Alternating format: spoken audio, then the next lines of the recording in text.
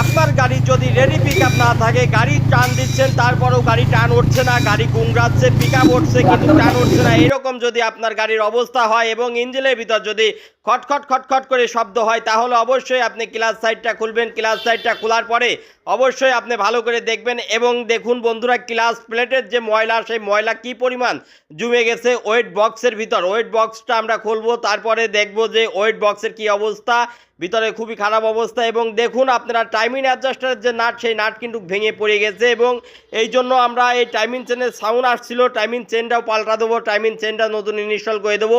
Timing স্পকেটটা ভালো আছে, যার জন্য আমরা রেখে দেবো। এই গাড়িটার ক্লাচ প্লেটটা সবচাইতে বেশি ক্ষতিগ্রস্ত হয়েছে, যার জন্য ক্লাচ প্লেটটা আমরা পাল্টা দেবো। ক্লাচ বক্স অ্যাসেম্বলি কমপ্লিট একটা সেট আমরা এই গাড়িতে ইনস্টল করে দেবো, তাহলে কিন্তু এই গাড়ি ফুল টান এবং ফুল স্পিড আবারও ফিরে চলে আসবে। একদম পিকআপ দিলে পরে গাড়িটা মুড়ির মতন উঠবে এবং গাড়ি ফ্রেশ এবং পাতলা হয়ে যাবে। এই জন্য কিন্তু আমরা ক্লাচ প্লেটটা সঠিক নিয়মে একদম সঠিকভাবে ফিটিং করছি।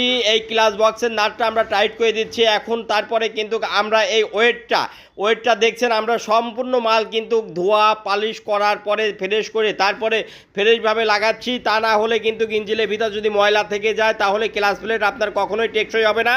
সেই জন্য অবশ্যই ক্লাচ প্লেট পাল্টানোর সময় ইঞ্জিনের ভিতর একদম ফ্রেশ করে ওয়াশ করে তারপরে ইঞ্জিনের ক্লাচ প্লেট পাল্টাবেন প্রিয় বন্ধুরা। এবং পরিশেষে আমরা কিন্তু ক্লাচ বক্সের বিয়ারিংটা লাগা দেবো এবং গ্যাসকেটটা নতুন গ্যাসকেট ফিটিং দেবো, যত মোবিল লিক না করে। এবং আমরা ক্লাচ বক্সটা খুব সুন্দর করে স্মুথলিভাবে বক্সটা ইঞ্জিনের সাথে ফিটিং করে দেবো। মোটরসাইকেল বিষয়ে ভিডিও পেতে হলে আমার চ্যানেলটা ফলো দিয়ে দিবেন এবং আমার ভিডিওটি ভালো লাগলে অবশ্যই লাইক কমেন্ট শেয়ার করে দিবেন প্রিয়